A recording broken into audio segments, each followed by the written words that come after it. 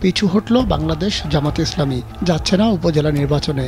যেসব নেতা নির্বাচনের প্রস্তুতিতে ছিলেন এরই মধ্যে তাদের প্রার্থী না হতে বারণ করা হয়েছে। জামাতের নীতি নির্ধারণী পর্ষদ কেন্দ্রীয় নির্বাহী পরিষদের বৈঠকে আলোচনার পর উপজেলা নির্বাচনে না যাওয়ার এই সিদ্ধান্ত হয়। তবে জামাত বিষয়টি নিয়ে কোনো আনুষ্ঠানিক ঘোষণা দেয়নি। দেশের বিভিন্ন এলাকায় জামাতের অনেক নেতা স্বতন্ত্র প্রার্থী হিসেবে উপজেলা নির্বাচনে অংশগ্রহণের বিষয়ে প্রস্তুতি নিচ্ছিলেন। সম্ভাব্য প্রার্থীরা স্থানীয়ভাবে নানা রকম প্রচার ও গণসংযোগও করেছিলেন। বিশেষ করে রোজার মধ্যে এবং ঈদ উল ফিতরে তারা ব্যাপক গণসংযোগ করেছেন। দলটির নেতারা বলছেন, মোটা দাগে 4টি কারণে উপজেলা নির্বাচনে যাচ্ছে না জামাত। কারণগুলো হচ্ছে মানুষের ভোটাধিকার প্রয়োগে ক্ষমতাসীনদের হস্তক্ষেপ,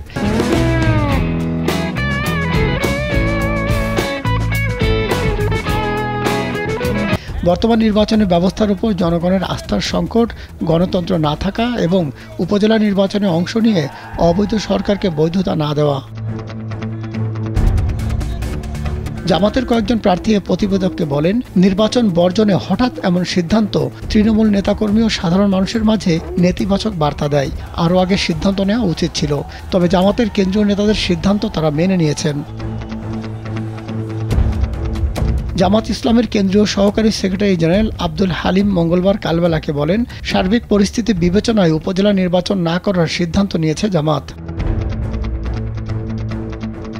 দায়িত্বশীল সূত্র জানায়, বিএনপি জামাত সহ প্রায় 63টি রাজনৈতিক দল আওয়ামী লীগ সরকারের অধীনে গত 7 জানুয়ারি নির্বাচন বর্জন করে।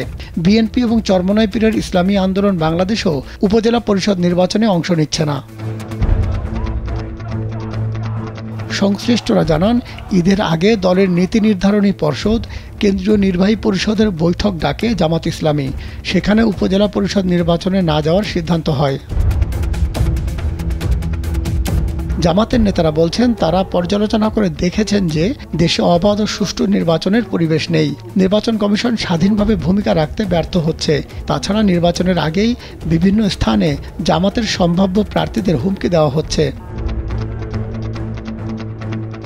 জামাতের কেন্দ্রীয় সহকারী সেক্রেটারি জেনারেল হামিদুর রহমান আজাদ কালবেলাকে বলেন, যেসব কারণে আমরা জাতীয় সংসদ নির্বাচন বর্জন করেছি সেসব কারণেই উপজেলা নির্বাচনে যাচ্ছি না। তিনি বলেন, জামাত ইসলামী জনগণের জন্য রাজনীতি করে, জনগণের প্রতি জামাতের দায়বদ্ধতাও আছে।